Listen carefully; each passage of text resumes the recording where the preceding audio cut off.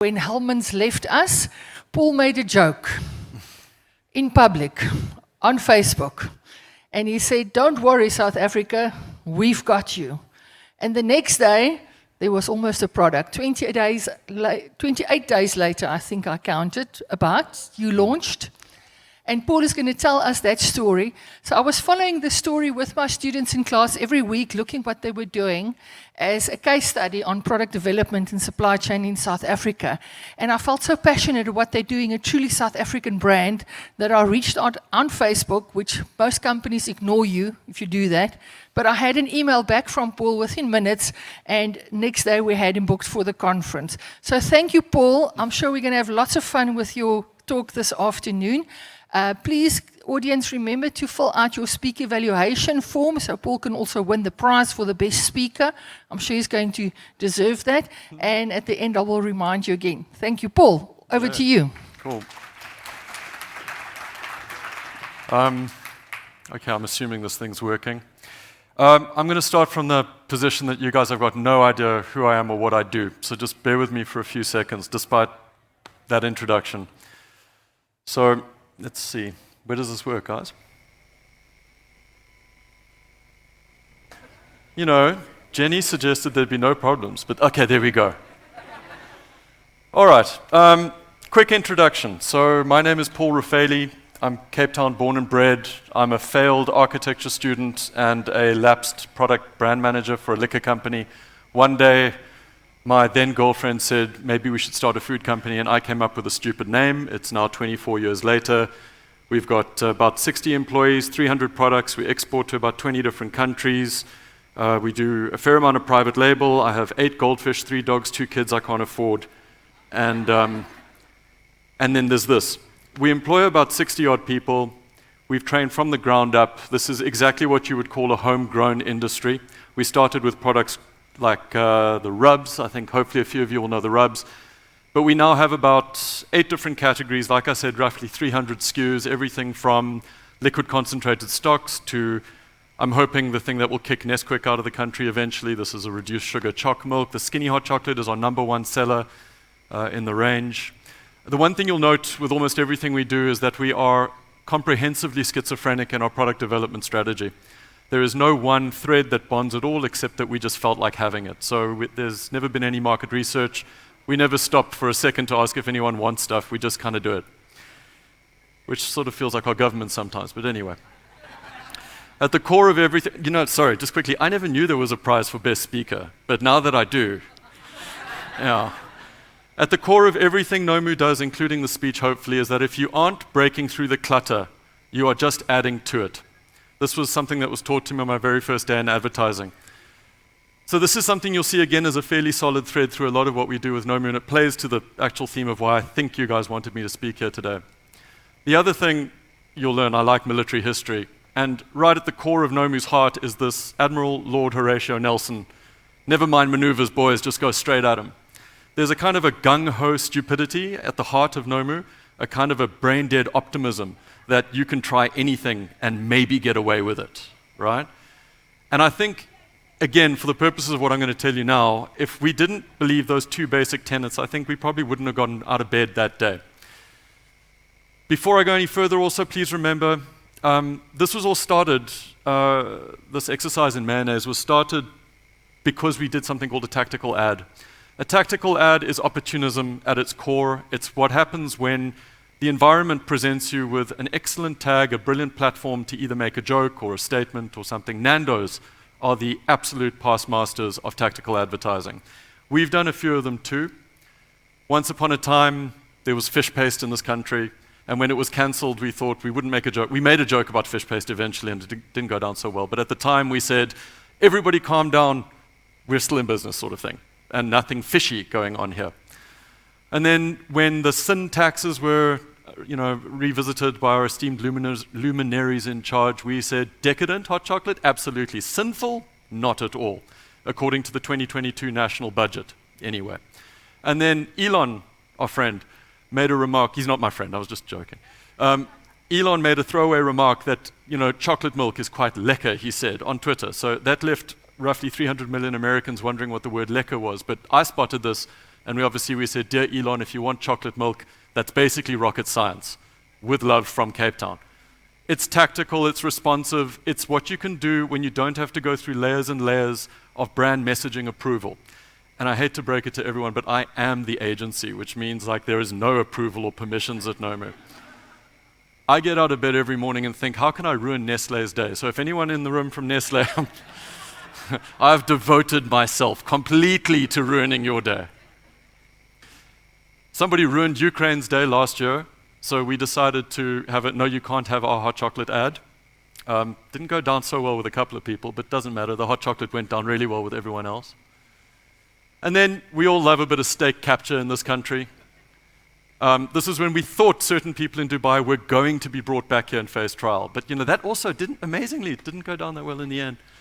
But we do like our extradition well done. What a joke. It wasn't well done at all, and certain people are still not arrested. Anyway, let's talk about why I was invited here, though, because this is a blend of opportunism and entrepreneurship, and like I said, like brain-dead belief in oneself, where perhaps you shouldn't believe in yourself. But earlier this year, this happened. We joke about this as the day the H-bomb was dropped on South Africa. Since then, I've also come up with other metaphors. I like to think of it as the day the worst Dear John letter was given to the mayonnaise-eating population of South Africa. In fact, it wasn't even a Dear John letter. Helmans just somewhere left the apartment with the door wide open, keys in the door, all the furniture, no forwarding address. They just left. And this is a huge problem for me because I quite like Helmans, actually. And I was really annoyed that we were going to have to start making our own mayonnaise at home. But then I said to Trace, you know what, I think I'm going to have some fun with this. So as the mushroom cloud of disappointment was settling over all of South Africa, this is what went into my mind. Something had to be done. So we did this. Don't panic, South Africa, we've got this. Just kidding. We'll miss you, Helmans. The problem is that this is just mostly AI. We sort of did a quick design. The label, that whole thing took less than 3 minutes to do. My designer, Tinus, and I did this while Tracy wasn't paying attention. It was brilliant. We posted it, and it went out into the ether, and we had a big fat chuckle, and then we ignored it. We forgot about it. It went on to Instagram, WhatsApp, Twitter, Facebook, and LinkedIn. Just where you put all of the stuff you want people to hopefully see. But the problem is people saw it. The very next day, we got 3 orders for a product that didn't even exist from outlets in Johannesburg. Yeah, we even got an inquiry from a distributor in Botswana who said that he'd been trying to get Helmans to supply him for about 12 months, but they wouldn't. Could we please send him a pallet? Now, this presents certain issues if you actually don't make mayonnaise at the time. But what had happened was, in truth, on the Thursday before H-bomb day, which H-bomb day was a Monday, on the Thursday, we had a meeting with some friends of ours who came to us and they wanted to talk marinades and dressings, which to me is a bit like, nah, I think there are plenty of people who do that. So it was a very pleasant meeting and we just ignored it. But on the Monday when we posted that and we suddenly got inquiries from Botswana, I said to Tracy who was going to have a follow-up meeting with this group, we said, just ask them if they could do some mayo maybe. Let's see, why not? People seem to want it.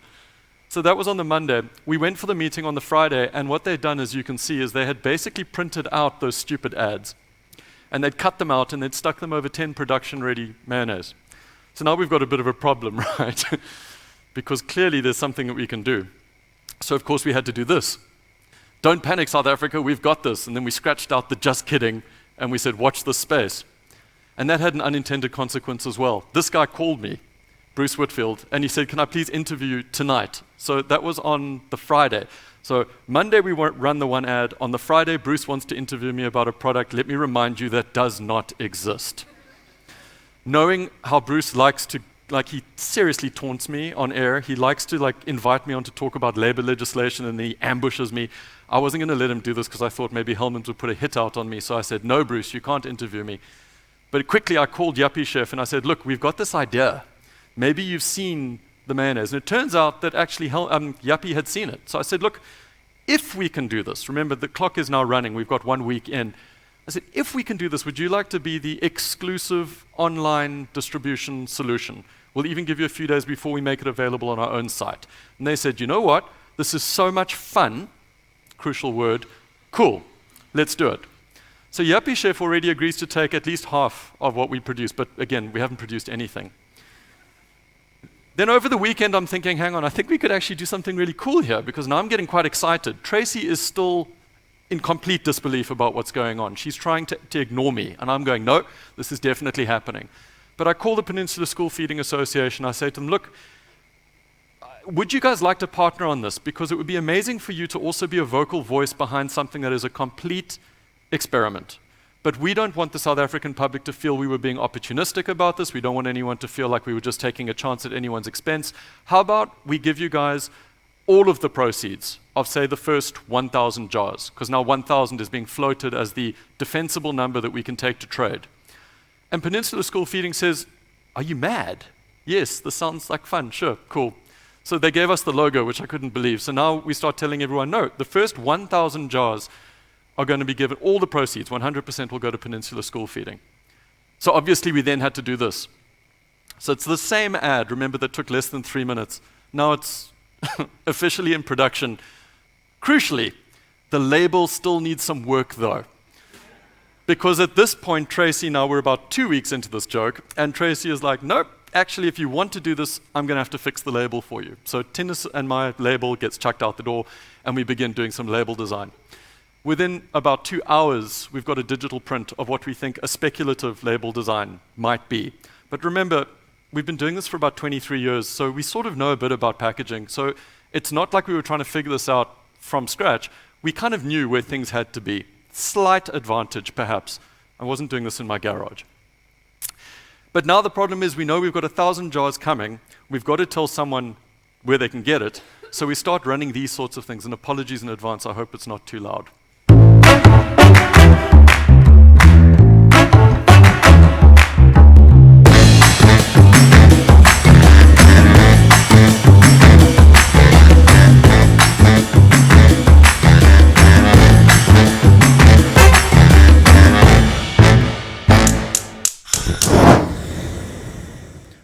Okay, ooh, hang on. That wasn't supposed to happen. Never mind. We'll get there.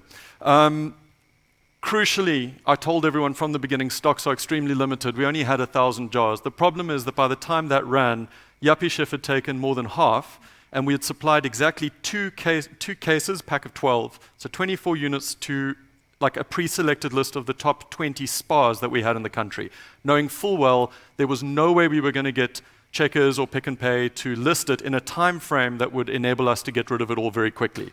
So we circumvented all the traditional routes to trade. We had online and pre-selected direct-to-door negotiations to make sure we could offload them. And problematically, we sold it all in 4 days. All 1,000 jars. To give you some context for that, when we launched the Skinny Hot Chocolate, which would become a #1 seller, it probably took us about 2 months to sell 1,000 jars. And that was about 15 years ago. So, you know, we've come a long way since then, but even I was left wondering, like, how the hell did that happen? Then, out of nowhere, Brendan Seary from Biz Community gives us an orchid for the campaign. I mean, I didn't ask him to do that, he just seemed to spot it. Remember, no agencies were paid for this. This is the amount of time, it's opportunity cost, 3 minutes of design, and then just how much time I'm prepared to spend on Facebook and Twitter and Instagram and etc. and WhatsApp. And then the Daily Maverick called me, and I was at my son's water polo tournament in PE, because I'm sort of like a soccer dad in my spare time. And they call me out of the blue and say, you know, this is a really interesting story. Would you mind us telling the story? So I was like, sure, that sounds amazing. All of this free PR just coming in behind this product that didn't really exist. By this way, we actually do have a product now. We've tested it, we've tasted it, and it's ready, and in fact, it's all sold. So we even called the supplier, our partners, and we're like, look, could you guys maybe make some more? Now they're left scratching their heads thinking, like, is this really happening? There's a general air of disbelief, and we're probably about 3.5 weeks into this. And then 4 weeks happens. And now we have actually supplied, we have our second load on the way, it's in all the stores, and I'm getting phone calls from Sea Point Spa where they're shouting at me saying, we want 40 cases. We've got demand, like a queue out the door, people asking for your product. And the guy's shouting at me because I won't give him 40 cases. What he was refusing to accept is I didn't have 40 cases. He'd gotten his 2, and he would just have to wait. But while this is all going on, as a joke, I call Pippa Hudson, and I say to her, Pippa, it's just a thought, but would you like to do the first ever unbottling of a mayo? And she says to me, Paul, that isn't a thing. And I say, I know it isn't a thing. But don't you think it'd be fun? Fun. Don't go into food, it's a stupid idea, but this is fun. So we have this 15-minute interview where she just sings our praises. It was just incredible. And afterwards reveals that, in fact, she's a complete Hellman's nut. But this is perhaps even better, which just made us feel really good. Because the objective here was always to come in and not match Hellman's, but to try and replace it with something as good, if not NOMU better, if that makes sense. So I don't think we could come up with 100 years of mayonnaise experience in like 4 weeks and 1 day. And then, of course, now this is we've launched 4 weeks, 1 day in, and after a week, all 1,000 are gone, and we've got more on the way, so we have to run a campaign. So we did this, is NOMU Mayo a go or a no-go? And we ran it for 24 hours. We had something like 1,600 respondents. We had a 98.7% positive. So we thought, phew, maybe this is something good. Perhaps we should keep going. And then you'll see we also started making all sorts of jokes because we realized this is quite literally the first crowdsourced mayonnaise ever. This is the first mayonnaise that, in fact, it's quite unusual within the NOMU set because you will have heard at the beginning, we never stopped to ask people what they thought about our products before, but all of a sudden we're trying to say to people, we'll be your Hellmans, what do you think of us? What do you think of this range? Are you okay with it? And we said quite openly, if people didn't go for it, if they didn't like it, we wouldn't do it. Doesn't matter, I'm sure we could sell a few more thousand jars, but our exposure here was virtually nil. And then we carried on with this because we were having fun. So we started using Mid-Journey and artificial intelligence. By the way, that's not a real chicken burger. That's completely AI. And that's not, none of that's real. In fact, even the fingers are AI, to be honest. Remember, it didn't cost us anything. No agency has earned a cent out of this. Then we get a phone call from Eskom Sapush, everybody's favorite app. And they thought this was so cool that they would just let us have some scopes. They said, don't you guys want to give us a joke so that they could run? So they put us on for a day, which is normally tens of thousands of rands. They gave it to us for free, which was incredible. And of course, it's the whole joke about Eskom and da-da-da. So it's open source soft share as opposed to software, even when the lights are off. And all of this, we call this malarkey and mayo flavored madness, right? And it's ultimately led to, in the final calculus, we've got 1,000 jars that were sold in less than 4 days. The next 2,800 sold in less than 7 days. Within 6 weeks, Mayo is the top 5 bestsellers in the NOMU range overall.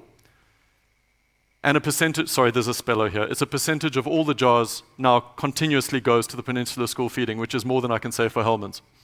Oh, did I say that out loud? Does anyone work for Hellmann's? Does anyone work for Nestle? Does anyone work for Cadbury's? No, we're good. Okay, cool. So we even found, I'm almost done, I think so. We even found some time in Mayo to have some extra fun because now we've got this new toy that we can play with. So for the coronation, it was Coronation, right? And then after that, for May the 4th, because I like Star Wars, so may the sauce be with you. And then for Cinco de Mayo, we also had some fun with that. You see, this is what you can do when you don't have layers and layers of decision-making approval.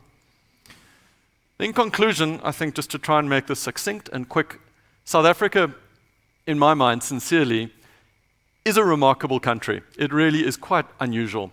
We can do great things, and you can get the ear of the most amazing decision makers who are prepared to go with fun. You only have to be the only sort of rainbow, unicorn, sparkle fart in the room these days to be supported, because everyone is quite miserable. So if you're just the one guy who is, again, brain-dead optimistic and apparently unwilling to accept no, people will get behind you. And what we learned here again is that perhaps maybe NOMU should start listening to consumers, because perhaps, we made a complete stuff up with the fish paste joke that backfired on us. But certainly with Mayo, we were listening to a consumer story, we responded to it, and the support was there. There's a similar thing going on in vaccines at the moment. You may have noticed. I mean, maybe it would be great if we could do anti-venom here for dog bites and stuff, but sorry, I digress. You should take inspiration from whatever keeps you in the fight. And, Mayo, for us, certainly has done that for us. The year started off pretty bleak. I think we can all agree it's not fun in the dark. But when you give yourself these kind of like projects that uplift you and all the people around you, and give even your sales reps and your retailers just something fun, it's astonishing how people will get behind. We are the most remarkable country. And then really, imagination is the actual secret sauce. Because if I didn't wake up and think, it could be quite fun to pick a fight with Hellmann's, and if I didn't think we could do it, then there'd be no bloody Mayo, and we wouldn't have a really cool performer in the range now. So I would recommend to everyone, breed imagination. And thank you. There you go.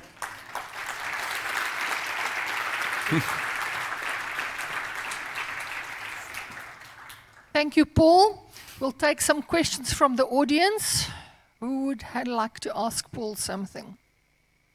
Come now, don't be shy. If you don't ask, I'm going to call you out. Jan Tucker, oh, there's someone. All the spas, it's listed in Pick n Pay. Checkers, Pick n Pay, all the top spas, Yuppie Chef, Take a Lot, our own online store if you wish to venture to the airport. All over. Yeah. We even deliver. Hi there. I just wanted to ask, so if you sold 1,400 in the 4 days and 2,800 in the 7 days, what are your numbers sitting at now? No, Tracy would kill me if I reveal that sort of data.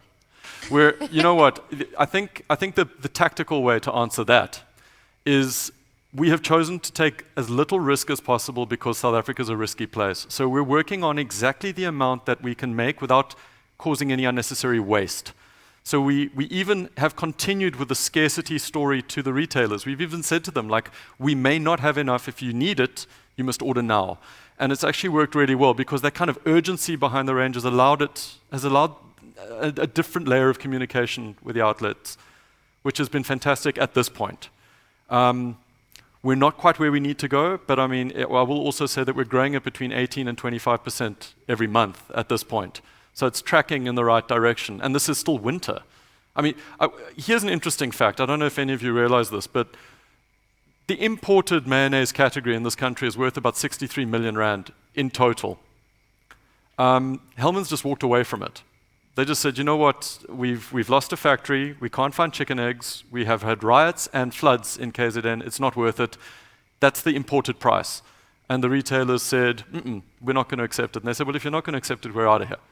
And that was the end. Like Pick n Pay has taken the decision to bring Hellman's back themselves. So they've imported it, and I think it's quite cheeky, but even though I've spent the last 2 months with people complaining that we're quite pricey, Pick n Pay has brought Hellman's back and put it on at the same price as us. So I was like, good luck holding that price. Thanks for the support. It's all great. This is the fact of life. This is just how it is.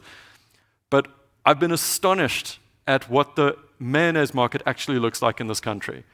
And I mean, if we can have, as NOMU, we don't need 100% of it. We could literally be happy with 5% of it, because that's just the nature of our outfit and our operation.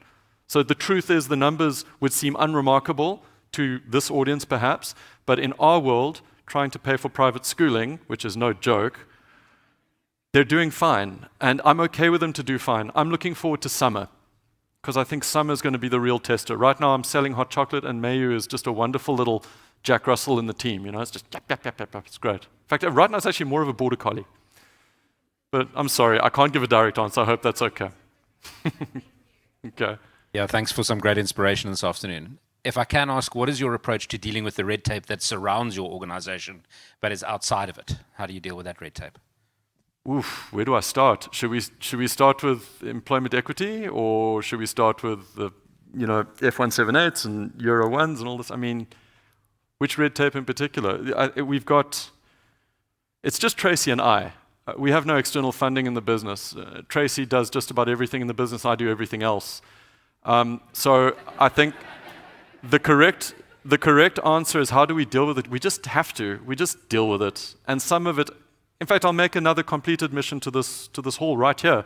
We have not been able to get a BE certificate last year. The vast majority of my ingredients are brought in. The quality that NOMU uses for its product is imported. South Africa famously doesn't make cocoa, and our number one seller is the hot chocolate category. So I have to bring, the majority of my ingredients are imported. But if you can't get points for buying from local suppliers, you need it from packaging. But the problem is, most of our customers expect full recyclability and high quality packaging, and a lot of that also doesn't necessarily come from South Africa, so you can cross that off the list as well. We deal with an incredibly depressing amount of reluctance from our staff to accept upskilling and training, because they feel super self-conscious about the fact that they're not maths literate or they can't speak properly, and you say to them, we'll provide that learning because we have to get our BE points, and by spending an enormous amount of money on training, that's one way to do it, and our staff are even resistant. So that leaves us with selling a share. And to me, honestly, I'd say that's probably the most troubling and the most depressing, and then I have to buy a generator, right? And then there's diesel. And then there's don't employ more than 50 people, because if you do have more than 50 and you don't comply, there's like a 14 million rand fine or something stupid. So I'd say there's red tape, and then there's the sheer idiocy of the way things are being run and how we have to all manage within that outfit. So I'm afraid with me, I'm just one exposed nerve on this. But that's what happens when you pay your own salary, I suppose, and private school fees. I hope that answers your question. Any other questions? One more. Let's take one more. You are the closest, so you're going to win. I think it's more of a compliment than a question. I think the energy and the vibe that you bring into business, it's something that should be replicated in other organizations. Thank you. Love the energy, especially if you're doing this at work with your people. It shows a lot of maturity around your organization and your responsibility around that. Thank you. So very much well done. Thank you.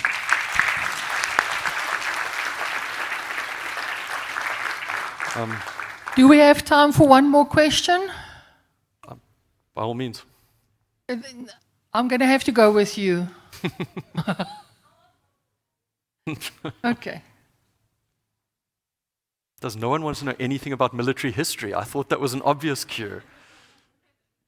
Honestly, when I was kicked out of architecture, my father said, well, that was pretty good. We'll treat that as your military service. Now you can become a professor of military history. And look what happened to me. Now I sell hot chocolate. That was very great, by the way. I wanted to check, in terms of relationship leveraging, how do you leverage your relationships? Because I think most of your success right now has been how you actually manage relationships around you. Okay, I think the simplest way to answer that is there is no one else to call at NOMU. We have a 24-hour email return policy, so if you mail us, if we don't respond within 24 hours, you get this huge embarrassed apology. Whether it's a complaint or positive feedback, it's us who does the answering. If you send us a remark at 6:35 on a Sunday morning, as I got literally last Sunday, talking about a product that was bought at Alphen Spa, it's me that replies. I don't know how long I'll be able to do that for, because frankly, you wouldn't look at it. You wouldn't think it if you looked at me. I'm actually 24 years old. No, I'm not.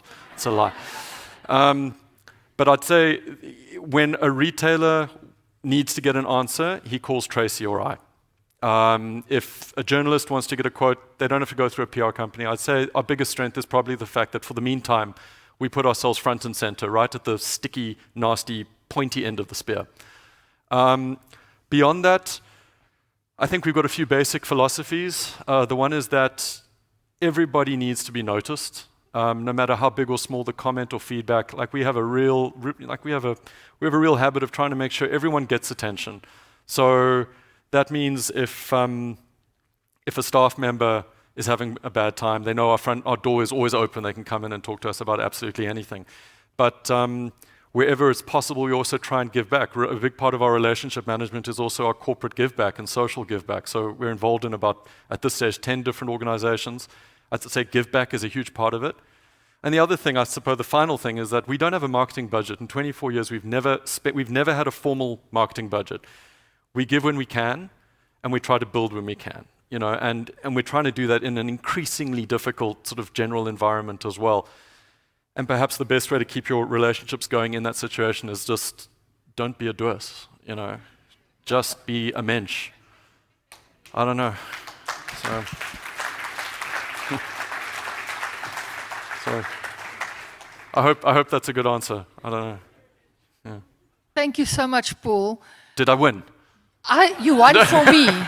You won for me, and I invite you all to please take your hot chocolate with compliments of NOMU and then go and stalk them in stores, online, and try the products. This is a fantastic story, truly South African company.